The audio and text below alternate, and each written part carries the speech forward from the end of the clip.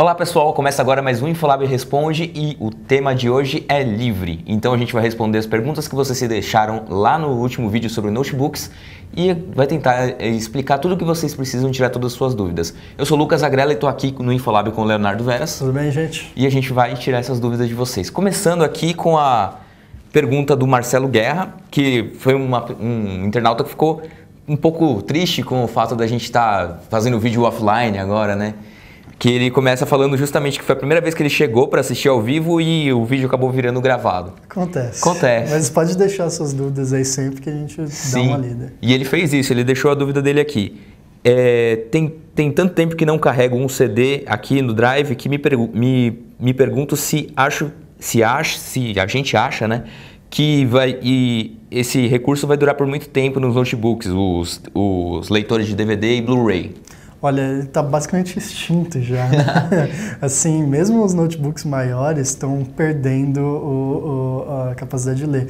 Se você quer, a sua aposta melhor é aqueles notebooks grandes de gamer que a gente estava falando antes. Sim. Eles costumam ter, inclusive, leitores de Blu-ray, que é uma coisa rara, né? Já tá, até porque o Blu-ray não vingou tanto quanto o DVD, né? Sim, principalmente no cenário de computador, né? Você normalmente teria o seu Play 3, que jogaria o Blu-ray, ou um player separado mesmo, né? Exatamente. Então, se você quiser ainda esse tipo de possibilidade de recurso, eu recomendo que você vá atrás desses notes de games que costumam ser caras, né? Costumam. Mas eu acho que eventualmente até eles vão acabar deixando isso para trás, né? Sim. Aliás, essa foi uma postura que a Apple tomou lá em 2008, quando ela apresentou o primeiro MacBook Air, que já era de certa forma, um Ultrabook, que tinha um SSD já essa edição. Era um SSD. Tinha um SSD nessa edição, não tinha mais drive de CD. O Jobs já acreditava que era uma coisa do passado, coisas de CDs e DVDs e afins, e ele era um grande entusiasta dos serviços de nuvem, né? Então eles acreditavam que, por exemplo, se você tem uma coleção de CDs, sua coleção de CD física não vai servir para mais nada, você vai pegar tudo na nuvem, vai pegar no Spotify, vai pegar no Deezer, essas coisas. Claro. No iTunes, óbvio, né? Isso também foi uma medida de empurrar o iTunes pro pessoal, né? Sim. Tá certo que não vingou muito por aqui, mas lá fora vingou pra caramba. Foi muito bem. Sim. E outro só comentário é que a maior parte dos Ultrabooks, especificamente, vendidos hoje, já nos últimos anos, ele já não tem mais o drive de CD. Até porque o drive de CD ocupa muito espaço. Deixa o notebook maior, fica mais pesado. Não tem muito o que fazer ali. Você precisa de um leitor laser de uma certa ótica ali para poder ler o disco. Então não tem como deixar muito fino. E o Ultrabook é justamente aquele computador fino. Então Sim. É uma contradição ter os dois juntos. Ainda acredito até que o Blu-ray tivesse mais chance, porque afinal de contas ele consegue rodar numa resolução mais alta do que o DVD e faz jus à tela que o aparelho tem, que já é HD. Agora você vai rodar um conteúdo em 480p numa tela Full HD. Né? Não faz sentido. Não tem sentido. Então vamos para a próxima pergunta, espero que tenha respondido a dúvida do Marcelo. E agora a pergunta é do Vinícius Lucena, que falou que a gente esqueceu de comentar dos notebooks híbridos no podcast passado. Pergunta qual que é a opinião da gente. A gente tem uma opinião que é baseada nos testes do Infolab, claro, que esses notebooks normalmente têm uma duração de bateria maior do que os notebooks normais. Sim. Só que nem sempre eles são o melhor produto. Eles podem não ter alguns problemas, especialmente no encaixe da tela, do modo tablet com o teclado. A gente viu alguns problemas assim com um híbrido da Dell, né, recentemente. Sim. Eu peguei ele para usar no dia a dia aqui na redação, trabalhando e tal. E aí eu começava a digitar as coisas, foi na época que eu estava fazendo o teste do Baidu, eu estava usando todos os produtos do Baidu e usando esse notebook. Aí, de repente, eu estava digitando e tal, lá, de repente parou de funcionar. E aí, eu tenho que tirar a tela, colocar a tela de novo, aí não funciona. Aí você tira de novo, coloca de novo, aí começa a funcionar, sabe? Assim, não dá, esse tipo de coisa acaba prejudicando demais a experiência de uso. Sim, é uma questão mecânica, assim, por mais robusto que seja o sistema, eventualmente... A Lenovo, por exemplo, tem Um híbrido. Um híbrido de retirar também, que separa do teclado. E a gente até chegou a elogiá-lo, porque ele era bem robusto nesse sentido, era fácil de encaixar, ficava firme, etc. Só que não tem jeito, ao longo do tempo isso daí vai dar problemas. Vai acabar quebrando. Vai dar problemas. Agora, outro notebook híbrido, esse sim é bem interessante, é o Asus T100, que até hoje eu não sei falar direito o nome desse produto, porque ele é T100TA, T100. Enfim. Ele é um notebook que tem uma duração de bateria recordista do Infolab. Ela chegou a durar cerca de 10 horas no teste de bateria. Horas. Isso é algo assim, simplesmente excepcional, porque todos os notebooks, vamos pegar notebook mesmo, com Windows direitinho funcionando lá, eles duram 3, 4 horas. Os melhores, aliás, agora já os ultrabooks bons mesmo chegam a durar algumas 5 horas, especialmente no começo da carga da bateria, ainda não consumiu muitos ciclos, não começou a ter aquela perda de desempenho. Mas o T100 foi assim, excepcional. E se você quer um produto que tenha uma duração de bateria boa, assim, e com teclado, eu acho que esse é uma boa compra. O que acontece com esses híbridos é que eles normalmente usam chips da Intel, quando a gente está falando de rodar o Windows completo, né? Os chips x86 da Intel, mais de de baixo consumo de energia do que os mais eficientes da linha Core. Que seria da linha Atom. Seriam os Atom. Eles são muito, muito eficientes, só que, por outro lado, eles não chegam nem perto em termos de performance. Então, para rodar um Photoshop, talvez você tenha alguns problemas. Photoshop você não vai conseguir rodar. A maioria dos jogos também esquece. Só que se for para usar o Word, essas coisas, aí tudo bem. É ótimo para produtividade, né? Se você for trabalhar com isso, você trabalha muito com Excel, com esse tipo de coisa. Mesmo o Excel... O Excel também deu problema com você? Então, se você for um heavy user mesmo, usar macro, usar o Visual o VB ali no meio, ele vai dar uns probleminhas ali. A gente, que nem falava, a gente usa planilhas enormes e ele tinha dificuldades com elas. Então, assim, é uma coisa mais básica mesmo. Assim. É um produto, talvez, para ver Netflix também, né? Afinal de contas, a tela também tinha uma qualidade razoável, dá para você usar para isso, a reprodução de vídeo dele é boa, não tem problemas. É um tablet, né? Um tablet que dá para você também usar algumas aplicações do Windows. É aquilo que a gente fala, os Chromebooks e os notebooks híbridos, eles meio que concorrem mais com os tablets do que com os próprios notebooks. Exatamente. Eles servem basicamente para a mesma finalidade. É aquela coisa, você decidir se você precisa de um teclado ou não, assim. Basicamente é isso. Exatamente. Então vamos para a próxima pergunta, que é do Jasper Vieira. Ele contou aqui uma história dele. Tem um Dell Inspiron 5000 com placa AMD R7 625 com 2 GB, processadores 7 e mesmo assim ele trava quando joga Street Fighter Ultra e Diablo. Além disso, também dá alguns engasgos no Photoshop. Minha pergunta é se esse modelo, com essa configuração, deveria suportar esses jogos e aplicativos e o que pode estar acontecendo, se a gente já passou por algo semelhante. Olha, você não chegou a especificar, o leitor não chegou a especificar a geração do i7, né? Pode ser desde um SandBridge até um Haswell, né? Isso faz diferença. Sim, não basta você dizer que é um i7, porque afinal de contas tem algumas famílias e a cada família os processadores vão ficando mais rápidos e ganhando mais performance. Exatamente. Mais performance não, mais eficiência energética. Sim. E além disso, a placa que você citou é uma coisa interessante. Eu não sei se esse é o seu conceito, mas é o que parece ter ficado implícito no texto, é que você citou a quantidade de memória que tem a placa. Isso é uma confusão que muita gente faz. A quantidade de memória não diz respeito à performance da placa. Essa placa que você citou é uma mid para low de notebook, isso sem nem comparar com os desktops, então ela não é uma placa muito forte. Se você comparar ela, por exemplo, com uma integrada da Intel mais nova, uma Iris Pro, por exemplo, ela vai estar bem próxima ali, então não dá para esperar muito dela. Talvez seja isso que não dá para esperar, por exemplo, que ela rode os jogos desde até os mais poderosos, os mais exigentes de 2013, ela já teria dificuldades sérias para rodar. Então, por isso que você pode estar experimentando esse tipo de lag. A questão da memória vai te ajudar, por exemplo, em edição de imagem, não de vídeo, mas de imagem mesmo, sei lá. O Photoshop mesmo, né? Que ele mencionou aqui que ele usa. Sim, sim.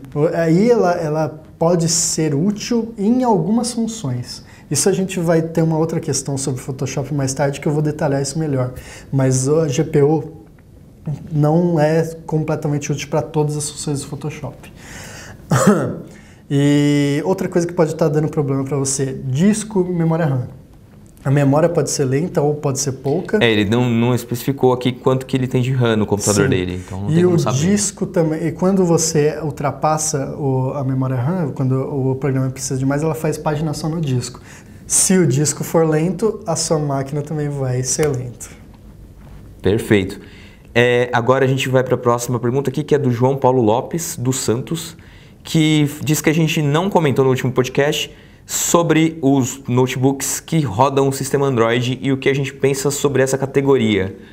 Olha, recentemente nenhum deles tem passado aqui pelo Infolab. Pois é. Porque às vezes as empresas, quando lançam produtos um pouco mais básicos, elas acabam não mandando para testes, até para evitar assim, uma publicidade negativa, uma má avaliação. Porque esses notebooks, em geral, são muito fracos. E o Léo até tem uma boa frase sobre isso, né? Eu diria que um notebook com Android roda tão bem quanto um tablet com Windows 7. Assim, por que eu digo isso? Porque o Windows 7 ele é um sistema que, embora tenha capacidade de touch, ele foi basicamente pensado para usar com mouse. Sim, o Android, por seu lado, também tem o ponteiro lá, só que ele e todos os aplicativos desenvolvidos para ele são pensados para você usar na mão. Então você não vai ter uma experiência muito legal com aquilo ali. Sim, se você quiser. É melhor você investir em ou um tablet Android, ou um notebook, ou um Chrome OS, né? Sim, ou um Chrome OS. Talvez seja o meio do caminho para ele. Sim. Se você quiser ter a experiência do sistema Android em um computador, a dica que eu posso deixar aqui é instalar o BlueStacks ou o Genymotion, que são dois emuladores de Android para Windows e tem versões para Mac, acho que até para Ubuntu também tem. Uhum. E você vai poder, por exemplo, rodar WhatsApp, vai poder rodar jogos lá. Só que aí você vai notar que vai fazer muita falta o acelerômetro, porque vamos pensar num jogo como Real Racing 3. É um jogo pensado para você ter um dispositivo que você pega e você fica controlando o carro assim, Sim. girando o celular. Você não tem como jogar isso no computador. Então, por conta dessas limitações de ecossistema mesmo, os aplicativos não foram pensados para aquilo. Não tem como você ter uma ótima experiência no notebook que roda o sistema Android. Exatamente. Vamos mais alguma coisa? Não, né? Vamos para a próxima aqui? Isso mesmo. Próxima pergunta é sobre smartphones. Saindo um pouco do mundo dos notebooks, vamos para os smartphones agora. E eu não sei falar o nome desse cara. É Tel of Match N4. O Note 4 ou o Moto Max? Ele quer saber qual é a nossa opinião. Olha, eles são dois aparelhos excelentes, assim, eles estão lá no topo dos melhores Androids e dos melhores smartphones em geral. Depende do que você vai usar, né? Como sempre, né? Depende do seu uso. O Note 4, o Note 4 é principalmente diferenciado por causa da stylus, né? De você poder fazer anotações, de você poder fazer multitasking, esse tipo de coisa. E a bateria dele também é muito boa, tal. O Moto Max e ele também é interessante por causa do Gear VR, quando o Gear VR for lançado, né? Você vai poder colocar ele ali no seu Gear VR e usar como se fosse um headset de realidade virtual. Então ele tem toda essa flexibilidade e tal. O Moto Max, o Lucas tem um. Eu uso um aqui também. O Moto Max ele é um ótimo smartphone em diversos aspectos, porque ele tem um sistema Android que não tem uma personalização de interface pesada, como acontece na Samsung. Acho que isso é um grande divisor de águas entre os dois aparelhos. Sim. Porque a interface da TWIS, que é a que a Samsung usa em todos os aparelhos Android que ela lança, ela é muito mais pesada, ela consome mais memória RAM, consome mais espaço no armazenamento. Então, nesse aspecto de sistema, o Moto Max é disparado uma opção mais sensata. Em geral, a interface da TouchWiz também é um pouco confusa às vezes. Ela é um pouco confusa. Ela enche de recursos e alguns usuários ficam perdidos ali. Até porque assim, no Android puro, você tem uma unidade de design, você sabe onde tudo fica. A hora que você pega um dispositivo da Samsung, eu cheguei a fazer esse teste no Infolab aqui. Peguei 2 aparelhos da mesma linha da Samsung, acho que era da linha A, o A3 e o A5. Sim. E o menu de configurações era diferente dos dois. Sim. Sabe, a mesma família de dispositivos lançados no mesmo dia e muda tudo. Então você tem esse problema com a interface da Samsung. É uma coisa que é bacana para quem é fã da Samsung, sem dúvida, porque dá uma unidade de design entre os dispositivos da Samsung. Se você muda de um para o outro, apesar de mudar alguns detalhes, especialmente no menu de configurações, que é onde eles mais mexem em configurações, normalmente você consegue se encontrar bem ali. Todos os botões, até os botões capacitivos que a Samsung usa são diferentes do mercado. Agora, em termos de bateria, o Moto Max ele tem uma bateria excelente. Comecei a ver perda de performance depois de algumas semanas de uso, até uns 2 meses acho. A bateria dele começou a durar um pouco menos, não foi por uso de aplicativos, porque não mudou nada nesse período. Então, talvez a bateria que a Motorola usou nesse aparelho não tenha tanto ciclo de recarga antes que a performance comece a ser perdida. Mas ambos os dispositivos, tanto o Note 4 quanto o Moto Max, contam com a tecnologia da Qualcomm, que é a Quick Charge 2.0, né? Basicamente, o que você pode fazer com isso é recarregar seu smartphone muito rápido. Nos testes que a gente realizou no Infolab, o Note 4 vai de 0 a 100 em 1h30 e o Moto Max vai em 2 horas. A diferença é que o Note 4 tem 3.200 mais ou menos mAh e o Moto Max tem 3.900. Então é natural que ele demore um pouco mais para recarga. E dure um pouquinho mais também. Um pouquinho mais, mas essa diferença foi tão pequena nos testes Infolab, acho que foi algo como 7 ou 8 minutos. Então, mas de qualquer forma o Moto Max é o campeão recordista de bateria no Infolab. Ele é o aparelho que mais durou, assim, chegou a durar fácil 2 vezes o que dura o Moto G.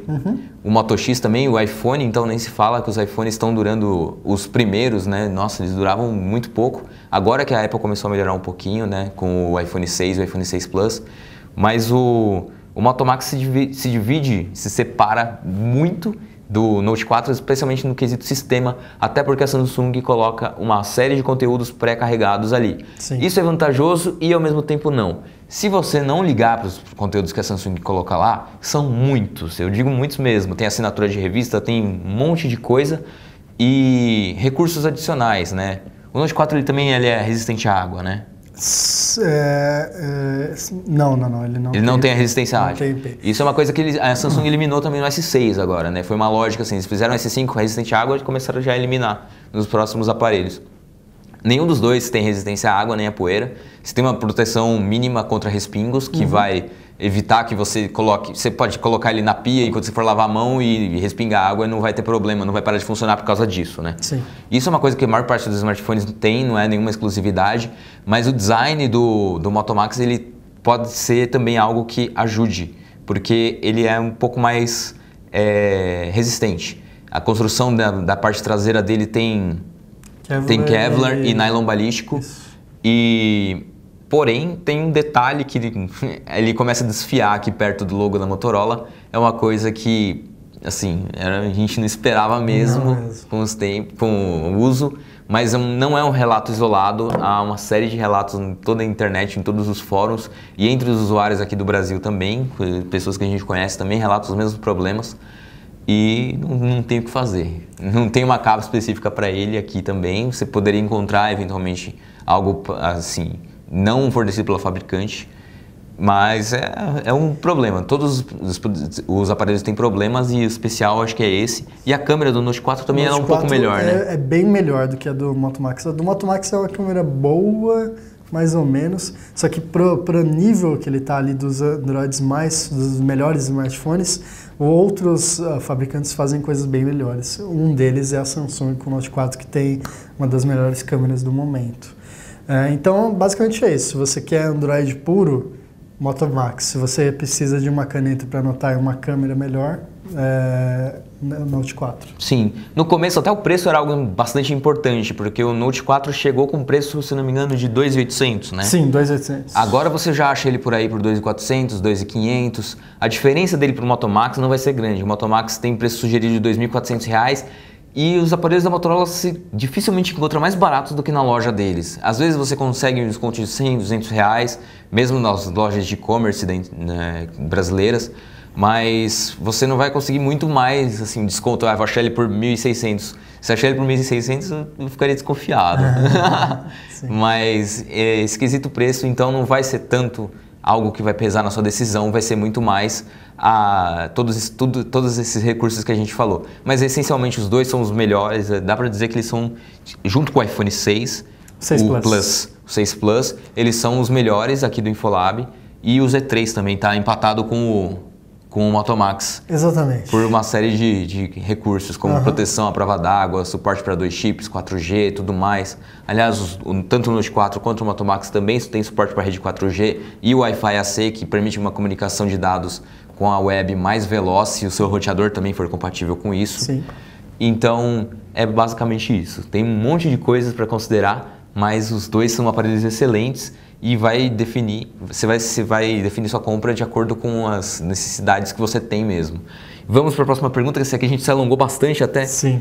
Que tem um cara que tem um nome bem estranho que eu não vou dizer aqui no nosso podcast, que ele diz: estou à procura de um notebook para ver vídeos no YouTube e para rodar o Photoshop liso, sem nenhum engasgo. O que vocês recomendam? Olha, isso daí é muito complicado, porque o Photoshop roda vídeos no YouTube, basicamente qualquer máquina que você comprar. Um Chromebook vai rodar um vídeo no YouTube muito bem. Agora, o Photoshop, ele é um programa extremamente complexo, então você pode fazer coisas neles que são extremamente simples, como cortar uma imagem, e outras coisas que são muito, muito, muito exigentes, como Surface Blur, por exemplo.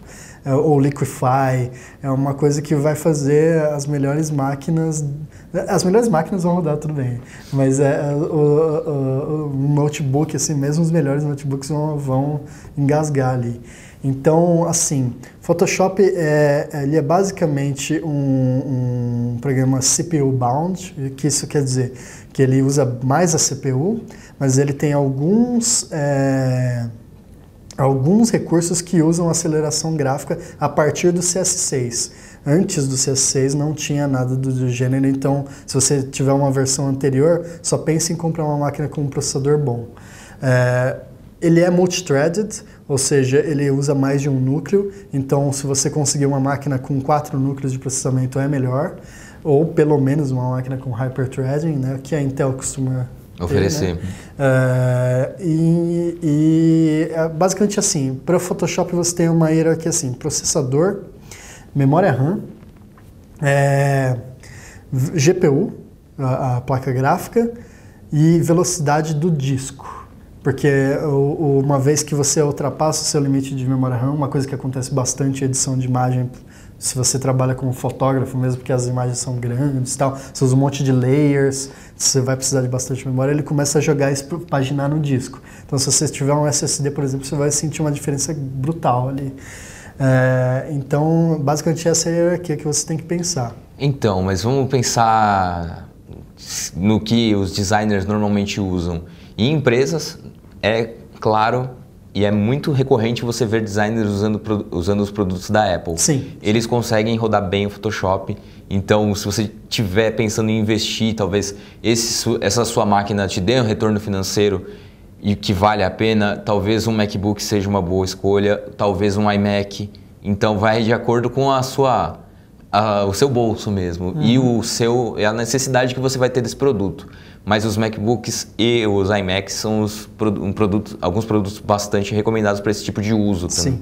Sim. E os notebooks mais caros, que o Dell XPS aguentaria, o 13, por exemplo. Sim, com certeza. Ele é um produto que custa mais caro, mas ele aguenta. A questão dos ultrabooks é assim, como eles normalmente têm um processador bom, eles vão conseguir rodar o Photoshop tirando alguns recursos, como eu já mencionei, o Surface Blur, etc.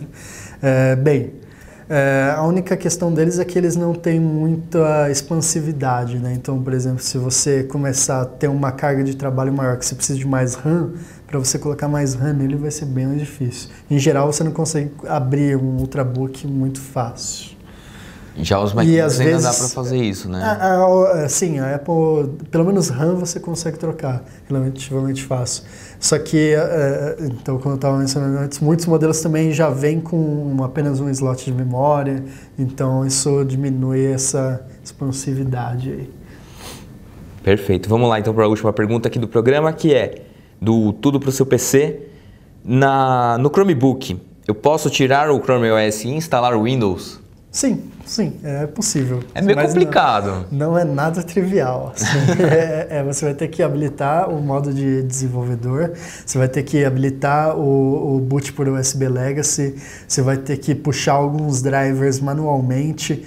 E por quê? Porque ele usa uma tela, assim, só mencionando um exemplo, né? O driver de vídeo. O Pixel usa uma tela com uma resolução alta que tem um aspect ratio, né? Uma proporção de imagem que você não encontra em nenhuma outra máquina. Então, quando o Windows renderiza, ele renderiza meio torto, assim, você não consegue ver a tela inteira. Daí você vai ter que acertar isso manualmente. É um caminho, é uma volta enorme para fazer uma coisa que você poderia resolver muito mais fácil comprando um notebook Windows. Acho que a melhor opção ainda é, se você precisa usar o Windows, compra um notebook com Windows. Exato. Até porque também a configuração do Chromebook, ela não é tão favorável, né? Exato. Ele pode ter um processador muito bom. Ele tem um i7, se não me engano, legal. Qual você diz? O Pixel. O Pixel. O Pixel, sim.